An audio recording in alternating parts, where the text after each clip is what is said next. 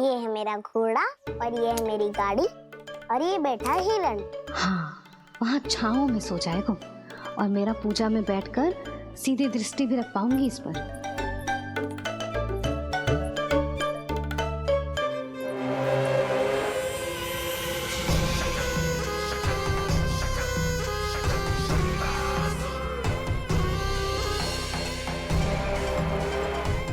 लगा था बहुत श्रम करना पड़ेगा इस बालक तक पहुंचने के लिए, किंतु ये तो हिरण का वो शावक निकला जो अपना वध करवाने के लिए स्वयं ही सिंह के मार्ग तक पहुंच गया है। उज्जवल, लल्ला पे दृष्टि रखेगो? हाँ रखूंगा ना ताई जी। खेल खेल में भूल तो ना जाएगो? ठीक है। ठीक है मतलब भूल जाएगो? ना ना, दृष्टि रखोगो। देखियो इसे कोई छेड़े ना, हाँ? और धूप लगे ना तो इधर उधर खसका के छाव में कर दी। मेरा अच्छा बच्चा। और हाँ, खिसकाते समय ध्यान रखियो लल्ला मेरी दृष्टि के सामने ही रहे। आप चिंता मत ही करो ताई जी, बचपन से ही बच्चों को संभालना आता है मुझे। यशोदा, शीघ्रता करो।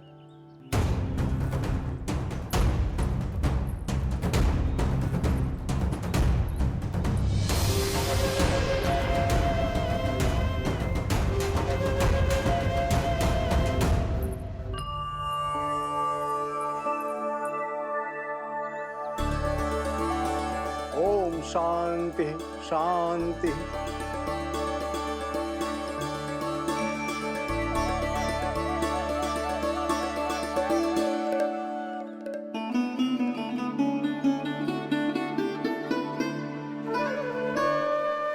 अब प्रथमेश भगवान श्री गणेश की पूजा करेंगे। भगवान श्री गणेश को गंध, हल्दी और धूप चढ़ाइए। परम धाम परम ब्रह्म परेशम परमेश्वरम विघ्न विघ्नकरम शांतम पुष्टकांतम।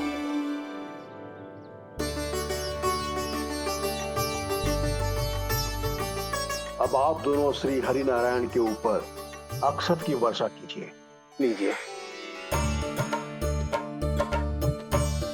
मंगलम भगवान विष्णु मंगलम गरुड़ध्वजा मंगलम पुंडरीकाक्षा मंगलाय तनोहरि।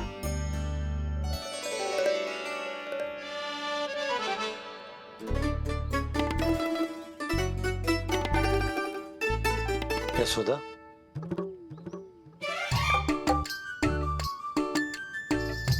क्षमा करेगा पंडित जी।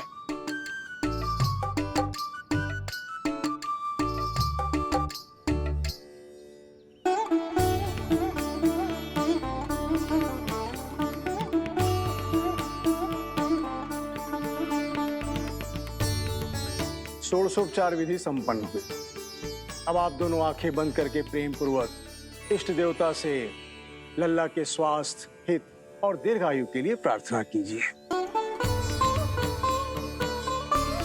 परम धाम परम ब्रह्म परेशम परमेश्वरम विघ्न विघ्नकरम शांतम पुष्टकांतमनंतकम सुरासुरेंद्र सिद्धेंद्र स्तुतम स्तौम्य परात्परम सुरपति दिनेशम जगणेश कलायनम इदं स्तोत्रम महापूर्णम विघ्नस्यो।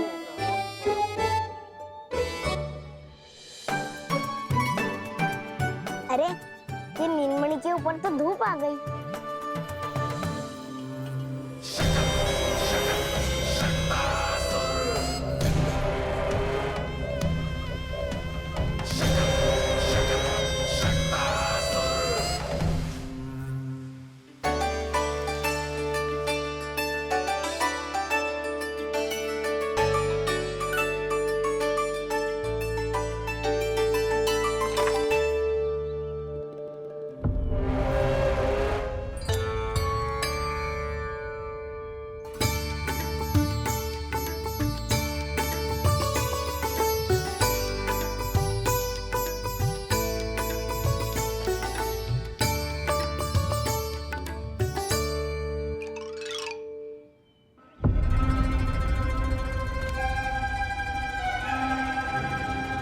ये धूप तो बार बार आ रही है नीलमणि पर, किंतु ताई जी की बात भी माननी है। क्या करूं?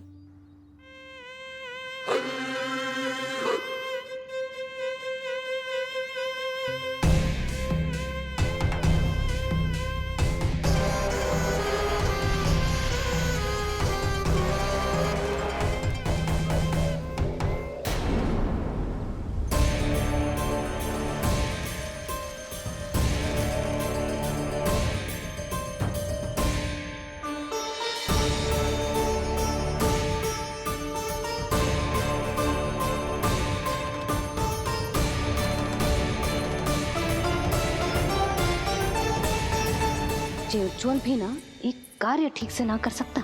कहाँ है लल्ला?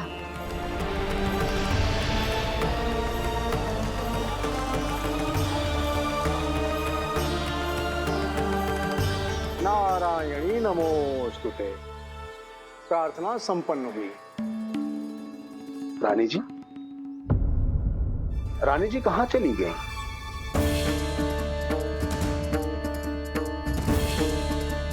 वो रहो, उज्जवल ने तो पक्की छाव में कर दियो है। मैं व्यर्थ ही क्रोधित हो रही थी।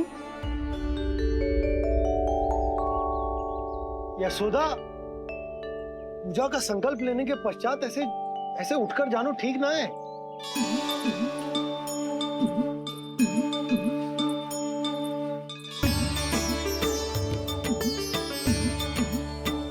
यशोदा, स्मरण है ना जे जन नक्षत्र पूजा हम हमारे लल्ला के हित के लिए कर रहे हैं।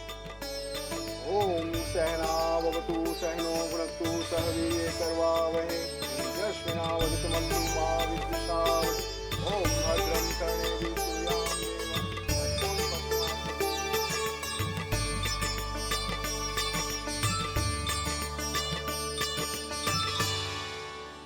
अरे वाह, अब तो मेरा कार्य और भी आसान हो गया। इसी सकट के नीचे कुचल दूंगा इस दुष्ट शिशु को। महाराज कंस को उनके जीवन का सबसे शुभ समाचार दूंगा मैं। मेरी आशा है महाराज कि इस बार भी आपकी आशाओं पे कहीं हिमपात ना हो जाए। उत्कच उत्कच अपना कार्य अवश्य करेगा अस्ति, बल्कि अब तक तो कर भी चुका होगा। बस अब कुछ ही क्षण में शुभ समय।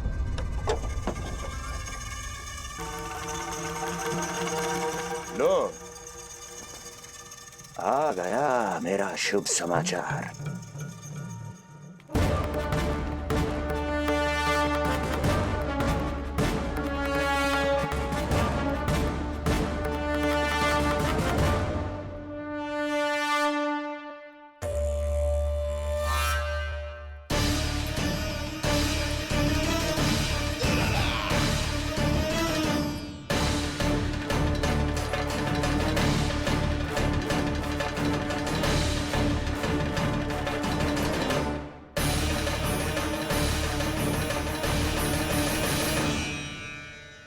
शुभ समाचार की प्रतीक्षा कर रहे थे आप, पर आया कौन? अपशगुन। देवकी, वसुदेव, तुम दोनों यहाँ कैसे? मथुरा नरेश, हम दोनों आपके पास एक विनती लेकर आए।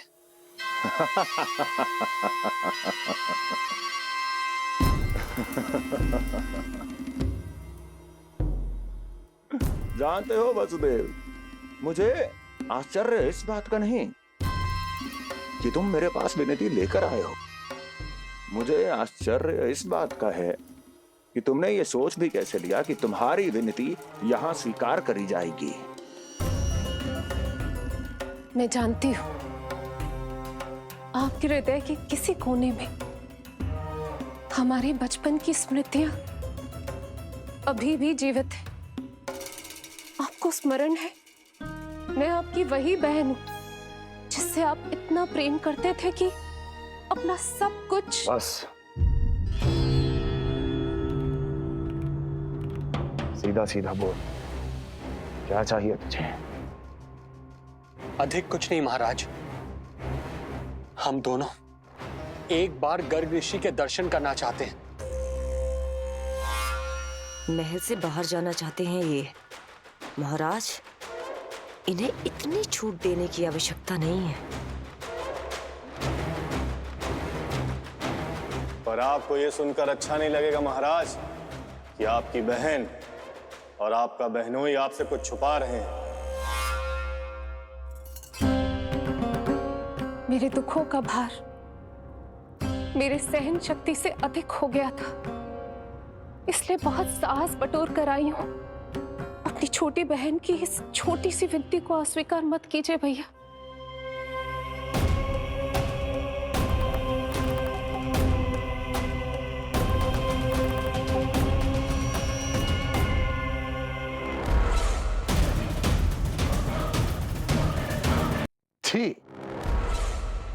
छी छी छी। कैसा भाई हूं मैं। मेरी बहन और मेरा बहनोई सामने खड़े हैं और मैं एक अभिमानी सम्राट की तरह इस सिंहासन पर बैठा हूं। छी। नहीं नहीं, ऐसे हाथ जोड़कर मुझे लज्जित ना करें। अरे हाथ तो मुझे जोड़ने चाहिए आप दोनों के सामने। ए देवकी, क्या तेरा भाई इतना निर्दयी है क्या? अरे तेरी एक छोटी सी इच्छा भी स्वीकार नहीं करूंगा क्या? क्या चाहती है? गर्ग ऋषि के आश्रम जाना है तो जा। कुंवर जी, आप तनिक भी चिंता मत कीजिए। कंस अपने परिवार की इच्छा पूरी नहीं करेगा तो किसकी करेगा? आप बस यात्रा की तैयारी कीजिए। आपकी यात्रा का प्रबंध शीघ्र ही हो जाएगा। धन्यवाद मथुरा नरेश। बहुत बहुत धन्यवाद भैया। ठहरिए।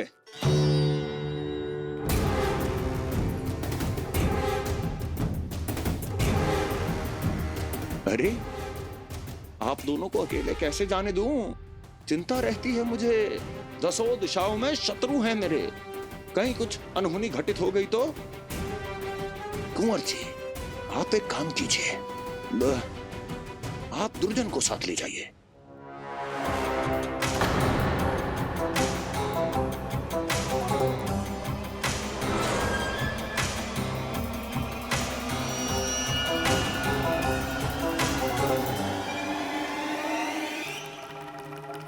जो आ गया महाराज।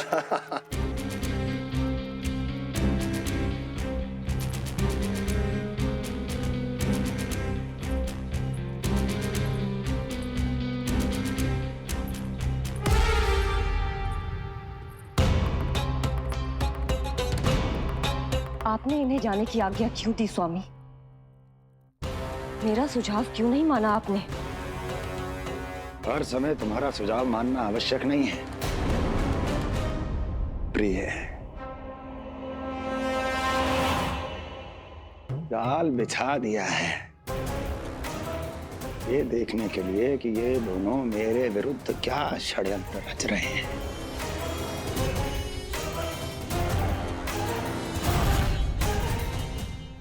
पूतना और सूक्ष्म बुद्धि की तरह मैं तेरे जाल में नहीं फंसूंगा विष्णु अवतार। उन्होंने तेरे सामने आने की भूल की थी, पर मैं तुझे दिखाई नहीं दूंगा। अदृश्य रूप में ही तेरा वध करूंगा।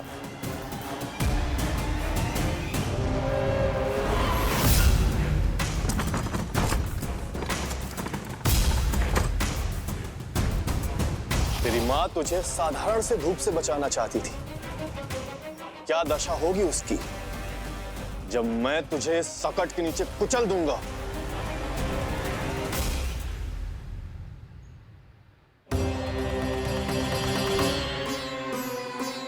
जाने ये पूजा कब समाप्त होगी? कहीं उठ तो ना गए उनको मेरा लल्ला। मुझे उसे देखना है। पर जो पंडित जी है कि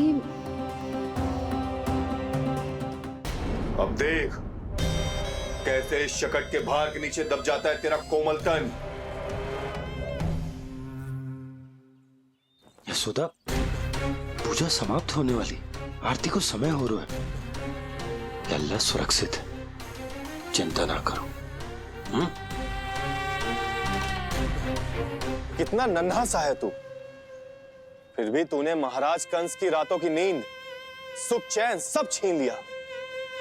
अब मैं तुझसे तेरे प्राण छीनूंगा। तैयार हो जा।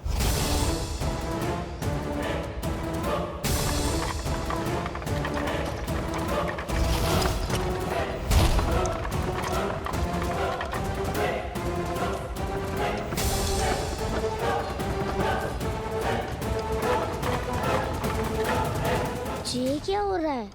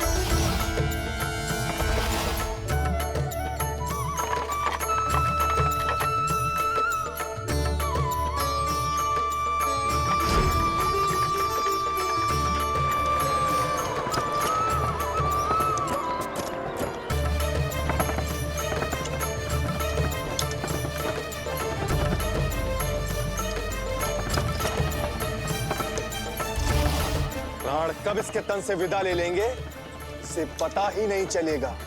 ताई जी! जशोदा ताई जी!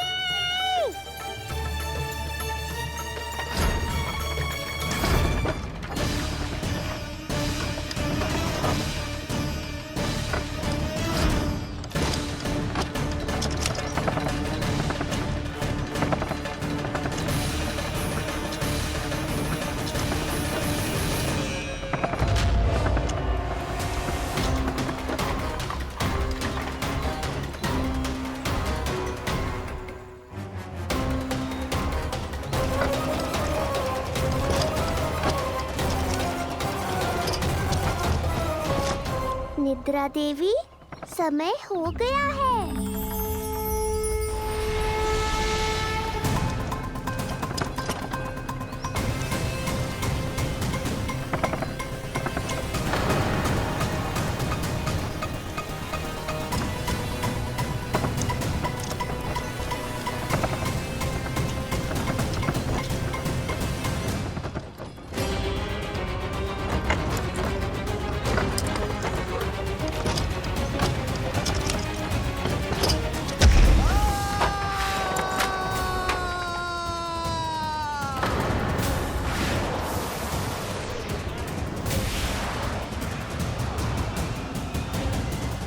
बोलो श्री नारायण भगवान की जय।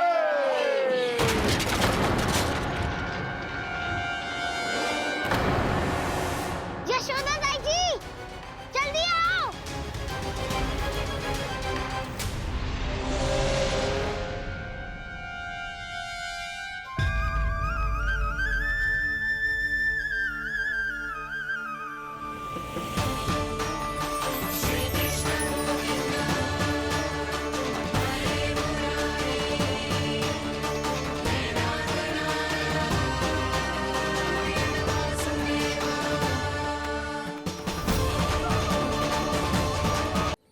बोलो श्री नारायण भगवान की जय।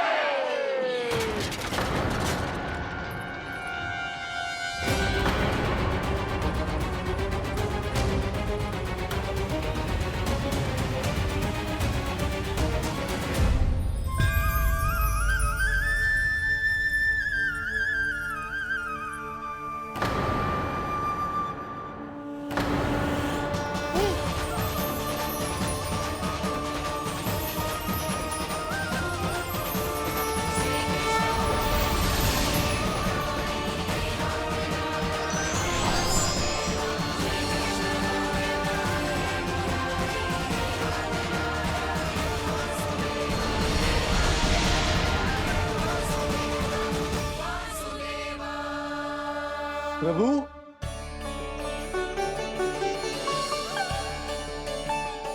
प्रभु, मैंने आपके अवतार को हानि पहुंचाने का प्रयास किया, फिर भी आपने मुझे दर्शन दिया। देने ही पड़े। तुम्हें मेरे चरणों का स्पर्श जो मिल गया, तुम्हें आश्चर्य हो रहा होगा। एक साधारण से स्पर्श से तुम्हें वो मिला जो बड़े से बड़े ऋषियों को भी कठिन से कठिन तपस्या के बाद भी नहीं मिलता। इसका उत्तर तुम्हारे अतीत में छुपा है। दैत्य हिरण्याक्ष के पुत्र के रूप में तुम्हारा जन्म हुआ था। शीघ्र ही तुम बहुत अधिक विशाल और असीम बलशाली हो गए थे, पर तुम अपनी शक्ति का प्रयोग अनुचित ढंग से करते थे। एक दिन तुमने महर्षि लोमस के आश्रम में बहुत ही उत्पात मचाया, हरे भरे वृक्षों को नष्ट कर दिया।